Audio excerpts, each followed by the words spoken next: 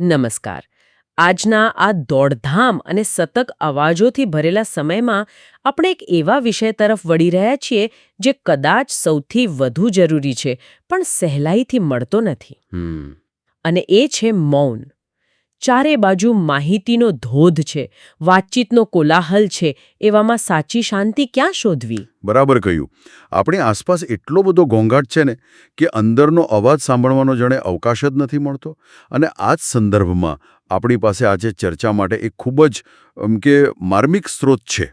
હા, ગુજરાત સમાચારમાં પ્રકાશિત શ્રી મુનિન્દ્રનો લેખ મૌન એટલે અવિનાશી અજ્ઞાતની શોધ. હા, અને આ લેખ છે ને એ ફક્ત ચૂપ રહેવાની વાત નથી કરતો, પણ એમ કે મૌનના ગહન અર્થો અને તેના સાચા સ્વરૂપને ખોલવાનો પ્રયાસ કરે છે. બરાબર. આજની આપણી આ ચર્ચાનો હેતુ એ જ છે કે આ લેખના આધારે મૌનને ઊંડાણપૂર્વક સમજીએ, એના ફાયદા શું, ગેરસમજો કઈ છે, એની સાધના વિશે વાત કરીએ. ચોક્કસ. શરૂઆત જ એકદમ વિચારવા જેવી છે. લેખ કહે છે કે માણસ મોટાભાગે પોતાની સુવિધા અને સ્વાર્થની જાળમાં જ ગૂંચવાયેલો રહે છે, શબ્દોની માયાજાળમાં. સાચી વાત છે. અને એ શબ્દોની માયાજાળમાંથી બહાર નીકળવું એ જ કદાચ મૌન તરફનું પહેલું પગલું છે. લેખમાં ભગવાન બુદ્ધના એ અનુભવનો ઉલ્લેખ છે, એ સુંદર પ્રભાતનો. હા, જે મૌનની વાણી દ્વારા પ્રગટ થયો હતો. આ પોતે જ બતાવે છે કે શબ્દોની પેલે પાર મૌનમાં એક અદ્ભુત શક્તિ અને જાગૃતિ રહેલી છે. તો ચાલો આજે એને જ સમજવાનો પ્રયાસ કરીએ. જરૂર. તો શરૂઆત કરીએ મનુષ્યની સ્થિતિ અને મૌન વચ્ચેના સંબંધથી. લેખમાં એક બહુ પાયાની વાત છે કે સાચું મૌન એકાંત માગે છે. આપણે જન્મીએ છીએ એકલા, મૃત્યુ પામીએ છીએ એકલા, પણ આખી જિંદગી ભીડ અને અવાજો વચ્ચે પસાર કરીએ છીએ. આ થોડું વિરોધાભાસ નથી લાગતો? લાગે છે, બિલકુલ લાગે છે. પણ એ વાસ્તવિકતા છે. ભીડ તો જીવનનો ભાગ છે. એનાથી સંબંધો, મિત્રતા હોય, દુશ્મની હોય, બધું જ જન્મે છે. પણ લેખ એ તરફ ઇશારો કરે છે કે મૌન એ આ ભીડથી અલગ છે, જાણે એકાંતની છાયા જેવું. ઓકે. જે વ્યક્તિ એકલતાને ખરા અર્થમાં અનુભવી શકે, સમજી શકે, એ જ મૌનની યાત્રામાં ઊંડો ઉતરી શકે. કારણ કે ભીડ શું કરે? આપણું ધ્યાન બહાર ખેંચે, જ્યારે મૌન આપણને અંદરની તરફ વાળે છે, પોતાની જાત તરફ. આ અંદરની તરફ વળવું એટલે શું? શું એનો સંબંધ પેલી સ્વ-ઓળખ સાથે છે? લેખમાં તું અને હુંની વાત આવે છે, એ આ સંદર્ભમાં છે? બિલકુલ, બિલકુલ. લેખક બહુ સ્પષ્ટ રીતે કહે છે કે જે વ્યક્તિનું ધ્યાન સતત બીજા પર એટલે કે તું પર રહે છે, હા, જે સતત બીજા સાથે જ વાતચીતમાં કે બીજાના વિચારોમાં વ્યસ્ત રહે છે, તે ક્યારેય પોતાની જાતને હુંને ઓળખી શકતો નથી. એમ સમજો ને કે એનું આખું અસ્તિત્વ જાણે બહારની દુનિયા પર જ નિર્ભર થઈ જાય છે. એટલે કે જ્યાં સુધી આપણો ફોકસ બહાર છે ત્યાં સુધી આપણે અંદર શું ચાલી રહ્યું છે એનાથી સાવ અજાણ રહીએ છીએ. બરાબર. તો પછી આ હુંને પોતાની જાતને ઓળખવાનો રસ્તો શું? કેવી રીતે? લેખ એનો જવાબ મૌનમાં જુએ છે. જ્યારે વ્યક્તિ બહારના કોલાહલથી દૂર થાય, પોતાના વિચારો અને ભાવો પ્રત્યે સજાગ થાય, ત્યારે તે પોતાની જાતને જાણવાની શરૂઆત કરે છે. અને લેખ કહે છે તેમ, જ્યારે માણસ પોતાની જાતને જાણે છે, ત્યારે તે આત્માને ઓળખે છે. અચ્છા. તેના હૃદયમાં સત્યનો પ્રકાશ ફેલાય, સચ્ચાઈની સુગંધ આવે. મૌન જાણે એક અરીસો છે, જેમાં આપણે આપણું સાચું પ્રતિબિંબ જોઈ શકીએ. આ વાતને સમજાવવા માટે લેખમાં પેલો સમ્રાટ અશોકના પુત્ર મહેન્દ્ર અને શ્રીલંકાના રાજાનો સંવાદ આપ્યો છે, એ ખરેખર બહુ રસપ્રદ છે. હા, ખૂબ જ. એ પ્રસંગ શું કહેવા માંગે છે? એ પ્રસંગ છે ને, એ મૌનના સારને ઉજાગર કરે છે. મહેન્દ્ર રાજાને પૂછે છે કે દુનિયામાં બે પ્રકારના લોકો છે, સંબંધિત અને અસંબંધિત. શું આ બે સિવાય કોઈ ત્રીજો વર્ગ છે? અને રાજા વિચારીને કહે છે, હા, હું પોતે રહી ગયો. હા, હું રહી ગયો. અને ત્યારે મહેન્દ્ર કહે છે કે હવે તમને બુદ્ધનો સંદેશો સમજાશે. આનો અર્થ શું થયો? જરા ઊંડાણથી સમજાવશો? આનો ગહન અર્થ એ છે કે જ્યાં સુધી આપણે દુનિયાને મારા અને પારકા એટલે કે સંબંધિત અને અસંબંધિત ના ખાનામાં વહેંચીને જોઈએ છીએ, ત્યાં સુધી આપણે દ્વંદ્વમાં જીવીએ છીએ. પણ જે હું આ બંનેથી પર છે, જે ફક્ત સાક્ષી છે, જે ન તો કોઈ સાથે જોડાયેલો છે, ન તો અડગો છે. હા. ઓહ. લેખને આત્મ પ્રતિ પ્રયાણ, ઉર્ધ્વ પ્રતિગમન અવિનાશી અજ્ઞાતની શોધ કહે છે એ હું સુધી પહોંચવાની યાત્રા. અવિનાશી અજ્ઞાતની શોધ. વાહ, કેટલું ઊંડું! એટલે મૌન ફક્ત ચૂપ રહેવું નથી, પણ પોતાના મૂળ સ્વરૂપ સુધી પહોંચવાના માર્ગ છે. બરાબર. લેખમાં જપના પ્રકારોના પણ ઉલ્લેખ છે. શું એ આ યાત્રા સાથે જોડાયેલું છે? હા, પરોક્ષ રીતે કહી શકાય. લેખ 3 પ્રકારના જપ ગણાવે છે. મોટેથી બોલીને, વૈખરી, ફક્ત હોઠ ફફડાવીને, મધ્યમાં અને મનમાં, અંદર જ બોલવું, પશ્યંતી, પરા. લેખ મુજબ આ ત્રીજો પ્રકાર જે આંતરિક છે તે શ્રેષ્ઠ છે. શા માટે? કારણ કે એમાં બાહ્ય શબ્દોનો આધાર છૂટી જાય છે અને સાધક મનની વધુ ઊંડી સ્થિતિમાં પ્રવેશે છે, જે મૌનની વધુ નજીક છે.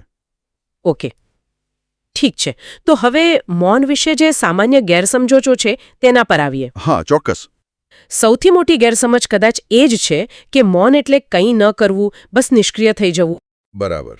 અને લેખાનો ભારપૂર્વક વિરોધ કરે છે. મૌન નિષ્ક્રિયતા નથી, પણ એક અત્યંત સક્રિય અને વિશિષ્ટ પ્રકારની જાગૃતિ છે. જાગૃતિ? એ કેવી રીતે? લેખક ઉદાહરણ આપે છે કે બહાર દુનિયા ચાલતી હોય, પવન વાતો હોય, લોકો દોડતા હોય, ઘૂંઘાટ હોય, પણ તમે એ બધાની વચ્ચે રહીને પણ અલિપ્ત સ્થિર રહી શકો. એક સાક્ષીની જેમ બધું જોઈ શકો, અનુભવી શકો, પણ એનાથી વિચલિત ન થાઓ. એ સાચી જાગૃતિ છે. એ મૌન છે. એટલે કે બહાર ગમે તેટલી હલચલ હોય, અંદર એક શાંત કેન્દ્ર જળવાઈ રહે. આ તો ખૂબ અઘરું લાગે છે. અઘરું છે, પણ અશક્ય નથી.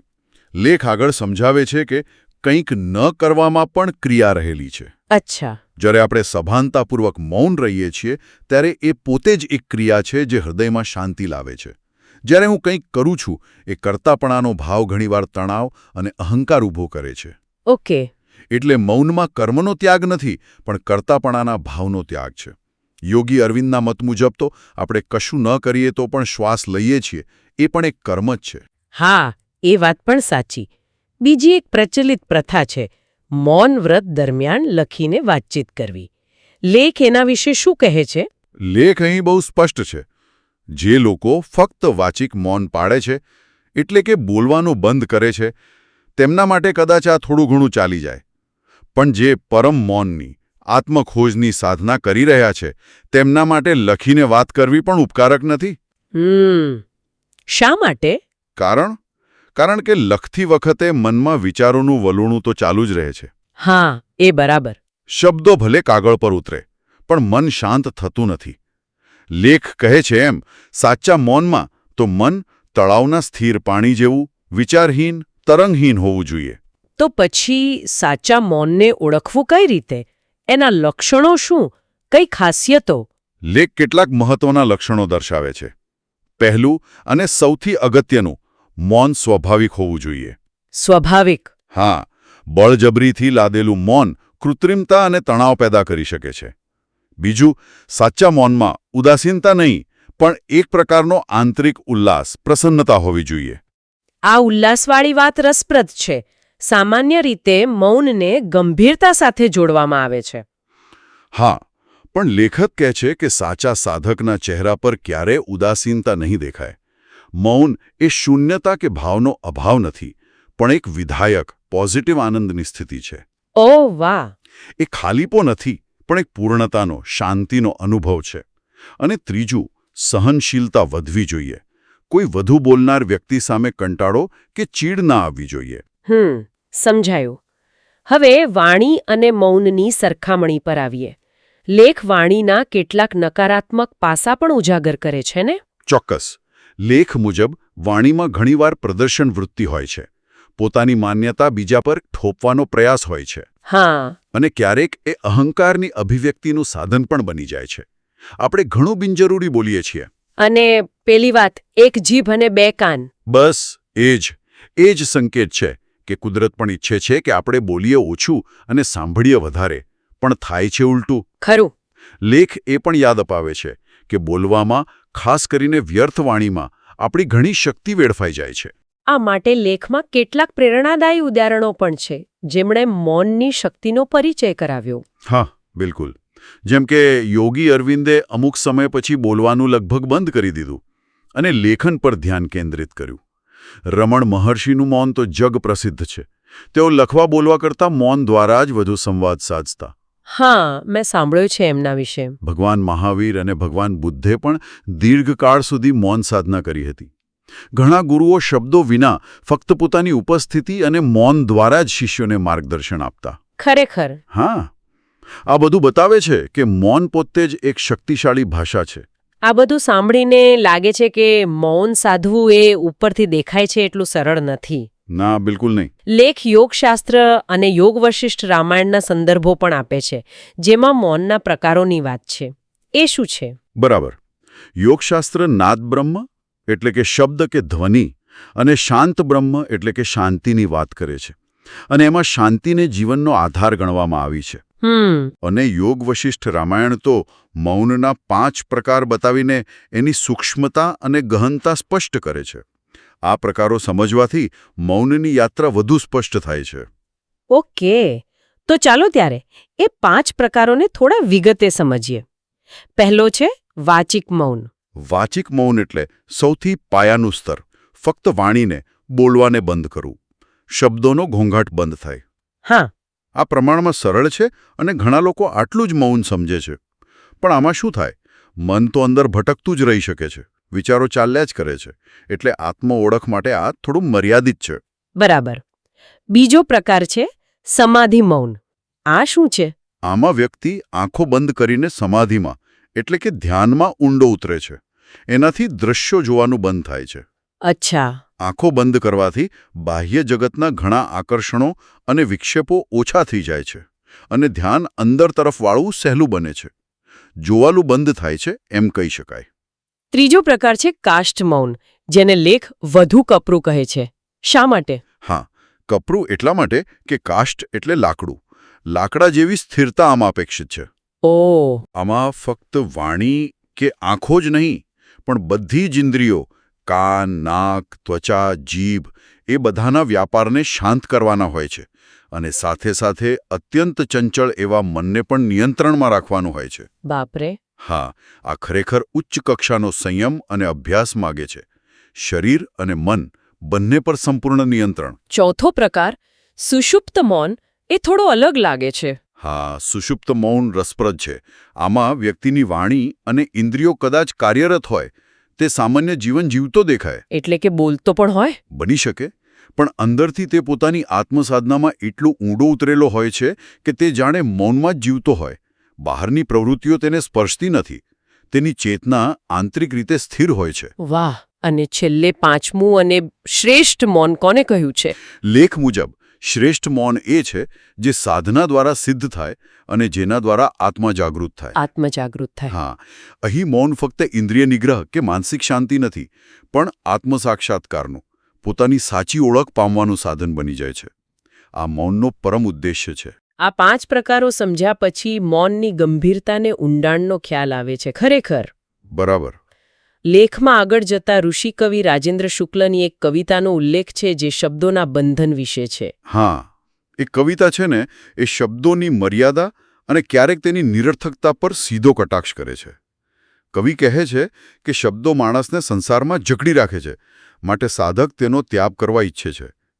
તેમણે શબ્દોને ખીજડે ટાંગેલા મડા કે મૃતકને ધાવતા વાછડા જેવા અત્યંત તીવ્ર કલ્પનોથી વર્ણવ્યા છે. ખૂબ જ ધારદાર કલ્પના. આનો અર્થ શું થયો? શું કહેવા માંગે છે કવિ? આનો અર્થ એ કે જે શબ્દોમાં પ્રાણ નથી, જે ફક્ત પોપટિયા જ્ઞાન જેવા છે, અથવા જે ફક્ત અહંકાર કે ભ્રમ ફેલાવે છે, તે જીવંત નથી પણ મૃત જેવા છે અને એ આપણને બંધનમાં રાખે છે. લેખ કહે છે કે આવા શબ્દના કારાગૃહમાંથી મુક્ત થવા માટે મૌનની સાધના અનિવાર્ય છે. કારણ કે મન દ્વારા આપણે મોટે ભાગે બહારનું, વસ્તુઓનું જગત જોઈએ છીએ. બરાબર. જ્યારે મૌન દ્વારા આપણે આપણા પોતાના ભીતરના જગતનો અનુભવ કરી શકીએ છીએ. જીવનમાં મૌન માટે કોઈ સ્થાન છે? એટલો બધો ઘોંઘાટ છે ચારે બાજુ. લેખ આ મુદ્દા પર ભાર મૂકીને સમાપન તરફ જાય છે. આજે જ્યારે જીવન સમરાંગણ, યુદ્ધભૂમિ જેવું બની ગયું છે, સાચી વાત. જ્યાં સતત સંઘર્ષ, સ્પર્ધા અને તણાવ છે, ત્યારે તેને સમતાંગણ એટલે કે સમતા, શાંતિ અને સંતુલનની ભૂમિ બનાવવા માટે મૌન એક શક્તિશાળી ઉપાય બની શકે છે. પણ આ થશે કેવી રીતે? રોજબરોજના જીવનમાં મૌનને કેવી રીતે સ્થાન આપી શકાય પ્રેક્ટિકલી? લેખક સૂચવે છે કે આપણે સભાનપણે થોડો સમય કાઢવાની જરૂર છે. શબ્દોની ભીડમાંથી, લોકોના ટોળામાંથી, સોશિયલ મીડિયાના ઘોંઘાટમાંથી બહાર નીકળીને, કોઈ શાંત જગ્યાએ બેસીને, આંખો બંધ કરીને, પોતાના વિચારો અને શ્વાસ પર ધ્યાન કેન્દ્રિત કરીને, મનના તરંગોને શાંત થવા દેવાની પ્રેક્ટિસ કરવાની જરૂર છે. રોજ થોડો સમય. હા, રોજ થોડી મિનિટોનું આવું મૌન પણ આપણા અંતર્મન સાથે જોડી શકે છે અને ધીમે ધીમે આંતરિક શાંતિ તરફ દોરી શકે છે. સ્વયંની સાચી પહેચાન માટે આ જરૂરી છે. તો આ આખી ચર્ચા પરથી આપણે શું તારવી શકીએ? મૌનના મુખ્ય પાસા કયા ઉજાગર થયા? સારાંશ શું કહી શકાય? આપણે જોયું કે મૌન એ ફક્ત વાણી બંધ કરવી નથી, પણ એકાંત દ્વારા સ્વ-ઓળખની એક ઊંડી યાત્રા છે. હા. તે નિષ્ક્રિયતા નથી, પણ ઉચ્ચ કક્ષાની જાગૃતિ છે. આપણે તેના વિવિધ પ્રકારો સમજ્યા. વાચિક મૌનની સરળતાથી લઈને આત્મજાગૃતિ કરાવતા શ્રેષ્ઠ મૌન સુધી. બરાબર. એ પણ સમજ્યા કે સાચું મૌન બળજબરીથી નહીં, પણ સ્વાભાવિક રીતે, ઉલ્લાસ અને સહનશીલતા સાથે આવવું જોઈએ. અને હા, લેખિત સંવાદ પણ ઊંડા મૌનમાં અવરોધ બની શકે છે. અને આ બધું આજના ઘોંઘાટિયા યુગમાં શા માટે આટલું મહત્વનું છે? કારણ કે આજનો યુગ આપણને સતત બહાર તરફ ખેંચી રહ્યો છે. બાહ્ય અવાજો એટલા વધી ગયા છે કે આપણે આપણો પોતાનો અંદરનો અવાજ સાંભળી જ નથી શકતા. સાચી વાત. મૌનનો અભ્યાસ આપણને એ કોલાહલથી થોડા અલિપ્ત થઈને આપણી અંદર રહેલી શાંતિ, સ્પષ્ટતા અને શાણપણને ફરીથી શોધવામાં મદદ કરે છે. એ આપણને વધુ સંતુલિત અને સ્વસ્થ બનાવે છે, એમ કહી શકાય. અને અંતે લેખ આપણને એક ખૂબ જ સુંદર અને વિચારપ્રેરક પંક્તિ સાથે છોડે છે, જે ભગવાન બુદ્ધના અનુભવ સાથે જોડાયેલી છે. હા, લેખનું સમાપન આ પ્રશ્નાર્થ સાથે થાય છે: એ પ્રભાત કેવું સુંદર રહેશે, જે પ્રભાતનો અનુભવ આજથી વર્ષો પહેલા ભગવાન બુદ્ધે મૌનની વાણી વહેવડાવીને આપ્યો હતો. આ આપણને વિચારવા મજબૂર કરે છે કે શબ્દોની પેલે પારની એ શુદ્ધ અનુભૂતિ, એ નિઃશબ્દ જ્ઞાન, એ પરમ શાંતિ ખરેખર કેવી હશે? શું આપણે પણ એ સુંદર પ્રભાતનો એક નાનો અંશ આપણા જીવનમાં અનુભવી શકીએ? બસ, આ એક એવો પ્રશ્ન છે જેનો જવાબ કદાચ શબ્દોમાં નહીં, પણ અનુભવમાં જ મળી શકે. નમસ્કાર. આજના આપણા ઊંડાણપૂર્વકના વિશ્લેષણમાં આપનું સ્વાગત છે. નમસ્કાર. આજે આપણે વાત કરીશું મૌન વિશે. પણ આ માત્ર ચૂપ રહેવાની વાત નથી, ખરું ને? ના, બિલકુલ નહીં. લેખ પોતે જ કહે છે કે આ એક ઘણી ગહન આંતરિક સ્થિતિ છે. હા, આપણી પાસે ગુજરાત સમાચારની રવિપૂર્તિનો લેખ છે, જાણ્યું છતાં અજાણ્યું, મુનિન્દ્ર શ્રેણીનો. ઈચ્છા માત્રનું વિલીનીકરણ એ મૌનની સમાધિ છે. શીર્ષક જ કેટલું ઊંડું છે. બરાબર. તો આજનો આપણો હેતુ એ જ છે કે શબ્દોના ઘોંઘાટથી થોડા પર જઈને મૌનના સાચા અર્થને સમજવાનો પ્રયત્ન કરીએ. આ લેખના આધારે. હા, કેવી રીતે મૌન ખાલી વાણીનો અભાવ નથી, પણ એનાથી કંઈક વિશેષ છે. ચોક્કસ. એક અનુભૂતિ, એક અવસ્થા. તો ચાલો શરૂઆત કરીએ. લેખમાં એક બહુ રસપ્રદ મુદ્દો છે. હા, પેલો યહૂદી ધર્મવાળો? હા, એ જ કે ઈશ્વરનું નામ છે ને એ વ્યર્થ ન લેવું. અને લેખ એના પરથી કહે છે કે આ આપણી માણસોની એક વૃત્તિ છે. કેવી રીતે આપણે બહુ ગહન શબ્દોને, પવિત્ર નામોને, હા, એટલે એટલા સામાન્ય રીતે વાપરીએ ને રોજબરોજમાં, કે એનો ભાર જતો રહે, એની જે ગંભીરતા છે એ ઓછી થઈ જાય. બરાબર. જાણે સોનાના સિક્કાને પથ્થરની જેમ ફેંકી દીધો, એવું જ કંઈક. સાચી વાત. અને આ એટલું સહજ બની જાય છે કે આપણને ખ્યાલ પણ નથી રહેતો. જુઓ ને, પેલી બાળકની વાત છે ને લેખમાં, એ કેટલી સચોટ છે. હા, કે ઈશ્વર ક્યાં રહે છે પૂછ્યું તો જવાબ શું મળ્યો? થાકેલા માનવીમાં. કેમ કે એના મા બાપ થાક્યા ત્યારે બોલતા, હે ઈશ્વર. હા હા, એટલે બાળકે જોડી દીધું. આ જ તો છે અર્થ સમજ્યા વગરનું પુનરાવર્તન. શબ્દો ખાલી ખોખા જેવા બની જાય. એટલે આપણે શબ્દો વાપરીએ છીએ, પણ એની શક્તિ ગુમાવી દઈએ છીએ. અને લેખક પેલો સવાલ પણ ઉઠાવે છે કે શું આ રીતે આપણે ઈશ્વરને આપણી સુવિધા મુજબ ઘડી કાઢ્યો છે? વિચારવા જેવો મુદ્દો છે. આ જ વાતને પેલું રામકૃષ્ણ ઉપનિષદનું દૃષ્ટાંત છે ને, ઘડાવાળું, એ બહુ સ્પષ્ટ કરે છે. હા, કે ખાલી ઘડામાં પાણી ભરો તો અવાજ આવે? છલક છલક. પણ જેવો ભરાઈ જાય એટલે શાંત, અવાજ બંધ.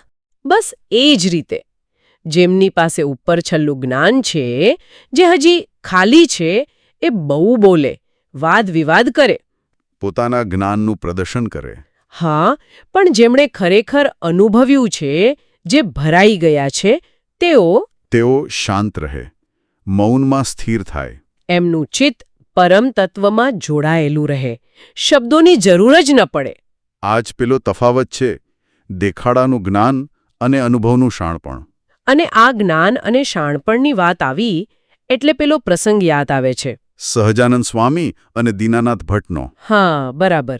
દીનાનાથ ભટ્ટ એટલે ભારે પંડિત. સંસ્કૃતના પ્રકાંડ પંડિત. કહેવાય છે કે 18,000 શ્લોકો કંઠસ્થ હતા એમને. 18,000?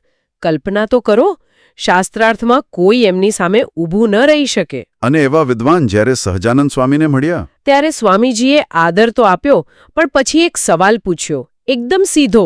શું પૂછ્યું તું? એમણે પૂછ્યું, ભટ્ટજી, માની લીધું કે તમારી પાસે જ્ઞાનનો સાગર છે, પણ આ 18,000 શ્લોકોમાંથી ખરેખર કેટલા શ્લોક તમને મોક્ષ સુધી લઈ જશે? ઓહો, આ તો ભારે સવાલ કહેવાય. અને ભટ્ટજી સ્તબ્ધ. એમણે સ્વીકાર્યું કે આવો વિચાર જ નથી કર્યો ક્યારે. એમણે ખાલી જ્ઞાન ભેગું કર્યું, શ્લોકો, શબ્દો. હા, પણ એનું અંતિમ લક્ષ્ય શું? મોક્ષ. એનો હિસાબ નહોતો. અહીં જ સ્વામીજીનો મુદ્દો હતો નહીં? ચોક્કસ. કે જે શાસ્ત્ર મુક્તિ ન અપાવે એનો અભ્યાસ પોપટની જેમ ગોખી લેવાનો શું અર્થ? જેમ પોપટ રામ રામ બોલે, પણ એને એનો ભાવ ખબર ન હોય. બરાબર. એટલે માહિતી ભેગી કરવી એ અલગ વાત છે, અને એને પચાવીને જીવનમાં ઉતારીને શાણપણ કેળવવું એ અલગ. એટલે જ લેખ કહે છે કે શબ્દને પકડવો સહેલો છે, પણ મૌનને પામવું એના માટે સાધના જોઈએ, ઊંડી સમજ, આંતરિક તૈયારી. તો પછી આ સાચું મૌન છે શું, જેને માટે આટલી તૈયારી જોઈએ? લેખ બહુ સ્પષ્ટ કરે છે. એ ખાલી વાચિક મૌન નથી. એટલે કે બોલવાનું બંધ કરી દીધું એટલું જ નહીં? ના, એ તો પહેલો પગથિયું કહી શકાય. સાચું મૌન તો ત્યારે શરૂ થાય જ્યારે વાચિક મૌન સાથે વૃત્તિઓનું મૌન જોડાય. વૃત્તિઓનું મૌન એટલે શું? એટલે આપણા મનમાં જે સતત વિચારો, લાગણીઓ, ઈચ્છાઓનો જે પ્રવાહ ચાલ્યા કરે છે ને, હા, જે ક્યારેય અટકતો નથી લાગતો, એ પ્રવાહ શાંત થાય, સ્થિર થાય. એ છે વૃત્તિઓનું મૌન. અને એનાથી પણ આગળ?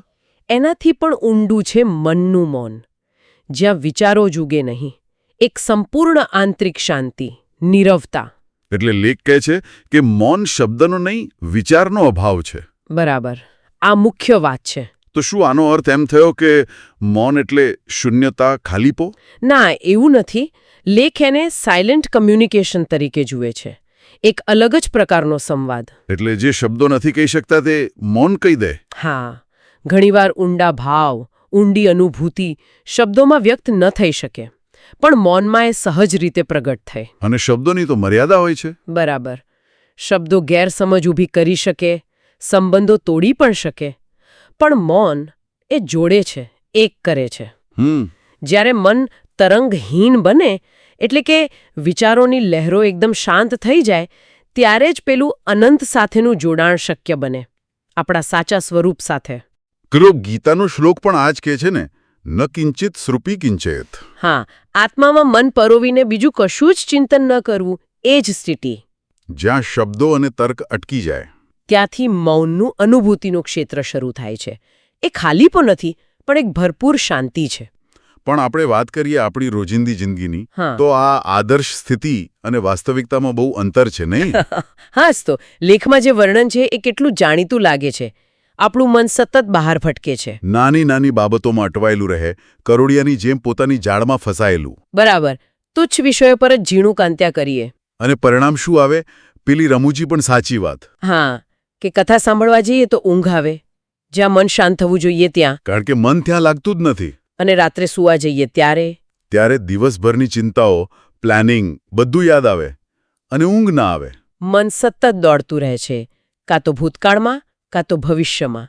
વર્તમાનમાં તો રહે જ નહીં.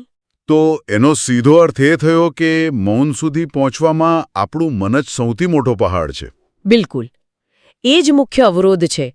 મન એટલે વિચારોનું કારખાનું, સતત ચાલુ. કશુંક વિચાર્યા જ કરે, ચિંતા કર્યા જ કરે. એટલે જ લેખ મૌનને અમન કહે છે. એ મેન, નો માઇન્ડ, મનરહિત સ્થિતિ. મન વગરની સ્થિતિ. હા, આનો મતલબ એ નથી કે મન નકામું છે, પણ મૌનની સાધના માટે, શાંતિ માટે મનને વિચાર શૂન્ય કરવું પડે, એના પર કાબૂ મેળવવો પડે. એની દોડને રોકવી પડે. પણ પછી સવાલ થાય કે શું વિચાર વગર જીવી શકાય? હા, સામાન્ય રીતે તો આપણે માનીએ કે વિચારવું જ તો માણસ હોવાની નિશાની છે. સમાજ વિજ્ઞાન એ જ કહે છે, પણ લેખ એક અલગ ઊંચી દૃષ્ટિ આપે છે. શું કહે છે લેખ? એ કહે છે કે જીવનની પરાકાષ્ઠા, એની ઉચ્ચતમ શક્યતા આ અમન અવસ્થામાં જ છે. અને આ સ્થિતિ એટલે શું? એટલે પરમ ત્યાગ, પણ માત્ર વસ્તુઓનો ત્યાગ નહીં. તો ઈચ્છાઓનું જ વિલીનીકરણ, મૂળમાંથી જ ઈચ્છાનો અંત. ઓ, જ્યારે કોઈ ઈચ્છા જ ન રહે ત્યારે મન આપોઆપ શાંત થઈ જાય, કારણ કે ઈચ્છા જ વિચારોને જન્મ આપે છે. એટલે આ જ સાચું મૌન છે, આ જ સમાધિ. હા, લેખ મુજબ આ જ મૌનની સમાધિ છે. સ્વીકારવું પડે કે આ રસ્તો, આ સાધના બહુ કઠિન છે. ચોક્કસ. પણ આપણી અંદરની શાંતિ અને બહારના જીવન વચ્ચે સમતુલા સાધવા માટે આ દિશામાં જોવું જરૂરી છે. આ કઠિન સાધના અને આંતરિક સ્થિતિની વાત આવી એટલે પેલું મંસૂરનું ઉદાહરણ. અદ્ભુત છે. હા, સંત મંસૂર, એમને ફાંસીએ ચડાવાઈ રહ્યા હતા. શા માટે? કારણ કે એમને અનલહક કહ્યું હતું, હું જ સત્ય છું. હા, એ સમયના શાસકો અને ધર્મગુરુઓને એ વાત ખૂંચી. પણ મંસૂર માટે એ એમની અનુભૂતિ હતી. અને ફાંસીના માંચડા તરફ જતી વખતે એ હસી રહ્યા હતા, ખડખડાટ. આ જ તો અસામાન્ય વાત છે. લોકો પથ્થર મારે છે, ગાળો બોલે છે. અને એ હસે છે. જલ્લાદ પણ આશ્ચર્યમાં હતો. હા, એણે આવું ક્યારેય જોયું નહોતું. એણે પૂછ્યું પણ ખરું. શું પૂછ્યું? કે મરવા જઈ રહ્યો છે ને હસે છે, કેમ? ત્યારે મંસૂરે જે કહ્યું એ જ આખા પ્રસંગનો સાર છે. એમણે કહ્યું, મારો વિજય થયો છે એટલે હસું છું. વિજય? કઈ ગીતે? જલ્લાદને તો સમજાયો નહીં હોય. ના, એણે કહ્યું, વિજય, તું તો મરી રહ્યો છે. પછી મંસૂરે શું કહ્યું? મંસૂરે કહ્યું, અરે જરા જોતો ખરો, આખી જિંદગી મેં લોકોને શું કહ્યું? શું? ઊંચે જુઓ, સત્ય તરફ, પરમાત્મા તરફ, પોતાની અંદર જુઓ, પણ કોઈએ સાંભળ્યું નહીં. લોકો દુનિયાદારીમાં જ રહે. પણ આજે, મંસૂરે કહ્યું, આજે આ ફાંસીના માંચડે લટકતા મંસૂરને જોવા માટે આ બધાને ફરજિયાત ક્યાં જોવું પડે છે? ઊંચે. બરાબર. તો મારો સંદેશો પહોંચી ગયો ને? મારો વિજય થયો?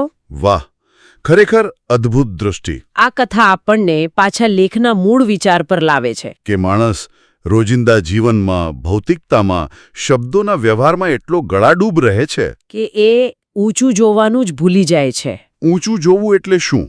ખાલી આકાશ તરફ? ના ના, એનો અર્થ છે આપણી દ્રષ્ટિને ભૌતિકતાથી ઉપર ઉઠાવવી, અંદર જોવું, શાશ્વત મૂલ્યો તરફ ધ્યાન આપવું. એ છીએ. હા, ઊંચે જોઈએ છીએ. ત્યારે જ પેલી આંતરિક શાંતિ, સાચા મૌનનો અહેસાસ શરૂ થાય છે. જીવનની ભાગદોડ નીચે જોવડાવે છે. અને સાચી દ્રષ્ટિ માટે ઊંચે જોવું પડે છે. તો આખી ચર્ચાના અંતે આપણે શું કહી શકીએ?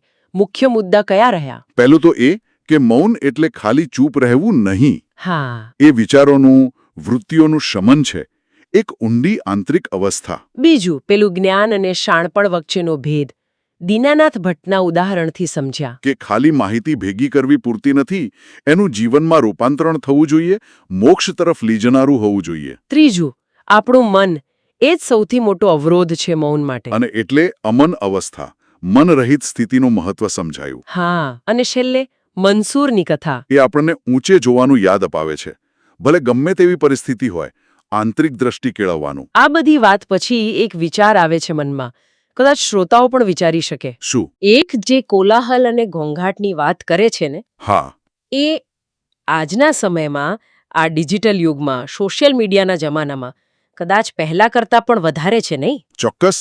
માહિતીનો મારો છે ચારે બાજુ, ધ્યાન સતત બહાર જ રહે છે.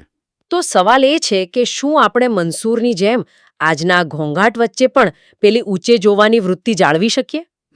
એટલે કે સભાનપણે આપણું ધ્યાન થોડું અંદર વાળી શકીએ? હા, બહારના કોલાહલમાંથી થોડી ક્ષણો માટે ધ્યાન હટાવીને અંદરની શાંતિ, અંદરના મૌન તરફ વાળી શકીએ? જો એ કરી શકીએ તો કદાચ આજના અતિવ્યસ્ત અને ઘોંઘાટિયા યુગમાં પણ સાચી શાંતિ, સ્થિરતા અને સ્પષ્ટતાનો અનુભવ શક્ય બને. આ ખરેખર એક વિચારવા જેવો મુદ્દો છે, આપણી અંદર ઊંડા ઉતરવા માટે. બરાબર.